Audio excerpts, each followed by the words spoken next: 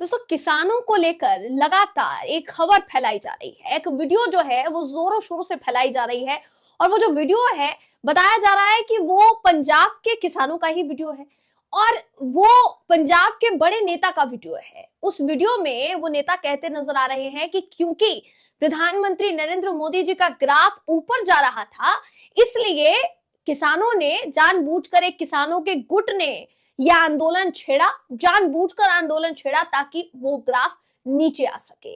अब इसको लेकर हमारे देश की जो मीडिया है वो शुरू हो गई है। दोस्तों, कहते हैं ना, बच्चे के हाथ में एक झुंझुना मिल जाए तो वो झुंझुना बजाकर अपना जो मजे है वो लेता रहता है। झुंझुना बजाकर कहीं ना कहीं शुरू हो जाता है कि चलो खिलौना आ गया हाथ में।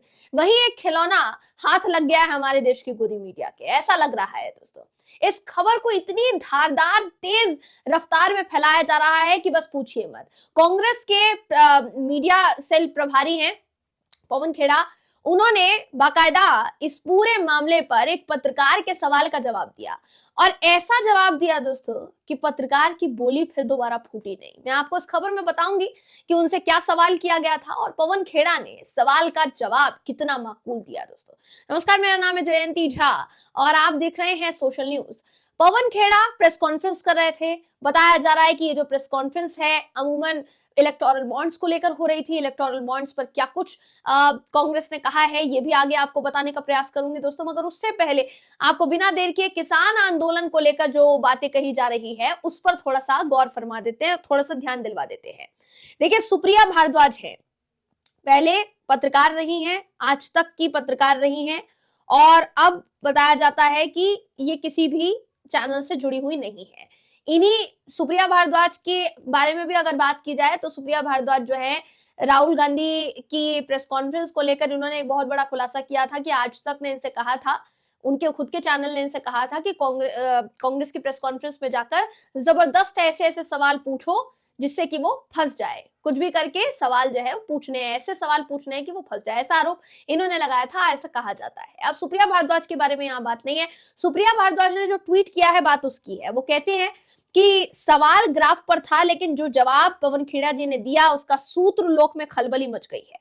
तिहाड़, देखिए पवन खेड़ा यहाँ कहते नजर आ रहे हैं कि आप ये कहते हैं कि ग्राफ जो है ऊपर नहीं जाना चाहिए, ग्राफ जो है ऊपर जा रहा है इसलिए किसान जो है आंदोलन कर रहे हैं। तो उन्होंने कहा किसानों के अधिकार है ये जो आप उनसे छीन नहीं सकते हैं।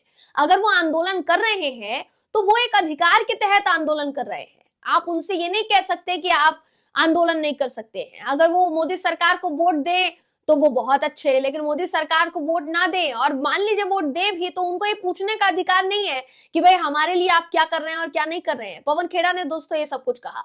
मैं आपको बिना देर के पवन खेड़ा का ये वीडियो दिखाना चाहूंगी जिसमें वो ये कहते हुए नजर आ रहे हैं कि ग्राफ किसने ऊपर बढ़ाया।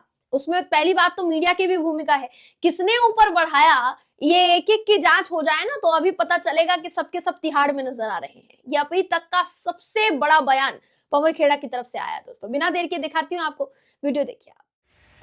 सर, एक सवाल है, there's a video that's going viral in which the farmer leader is saying that Modi का ग्राफ नीचे लाना है इसलिए हम farmer। अब क्या वो फार्मर अपना मंशा राजनीतिक क्लीनिंग्स नहीं बता सकता? क्या वो नहीं बोल सकता कि मैं इस देश में अलग तरह की राजनीति चाहता हूँ?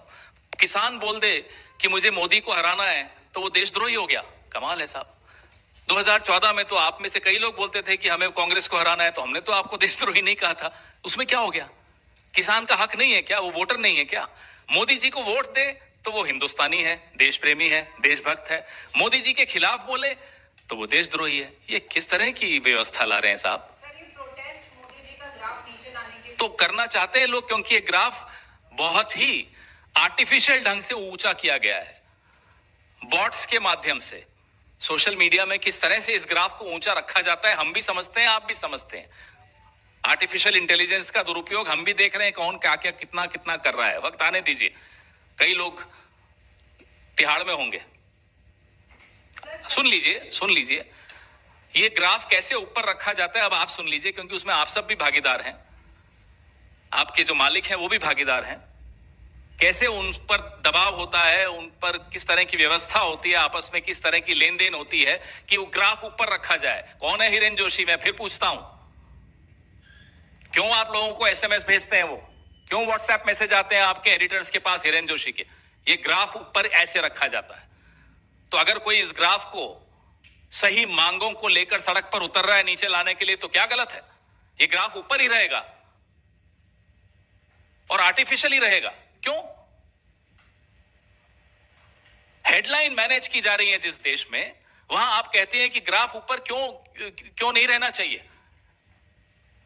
असल में क्या है, बाहर आकर देखें ना मोदी जी, बुलाएं किसानों को अपने घर पे, या जाएं किसानों से मिलने, जाएं बेरोजगार नौजवानों से मिलने। 1 घंटे में 2 बेरोजगार नौजवान आत्महत्या कर रहे हैं इस देश में। ये ग्राफ ऊपर दिख रहा है आपको?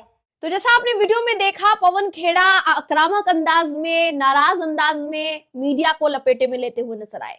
हालांकि हिरेन जोशी पर पहली दफा नहीं है जब सवाल वो कर रहे हैं, इससे पहले बाकायदा अंजना ओम कश्यप के सामने हो, या आज तक के चैनल के कई एंकर्स के सामने हो, या फिर दूसरे एंकर्स के सामने हो, दूसरे चैनल्स के सामने हो, सबसे वो हिरेन जोशी को लेकर सवाल कर चुके हैं।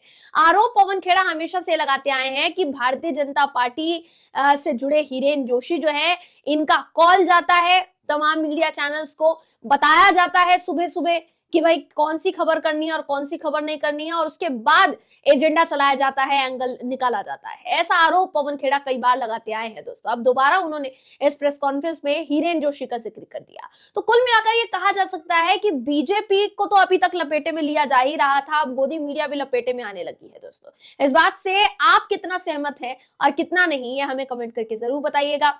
अगर आपको ये वीडियो पसंद आया हो तो वीडियो को लाइक कीजिए, शेयर कीजिए, चैनल को सब्सक्राइब करना बिल्कुल भी ना भूलें। फिर मुलाकात होगी आपसे अगली वीडियो में, तब तक के लिए नमस्कार। चैनल को लाइक, शेयर एंड सब्सक्राइब करें और बेल आइकन दबाना ना भूलें।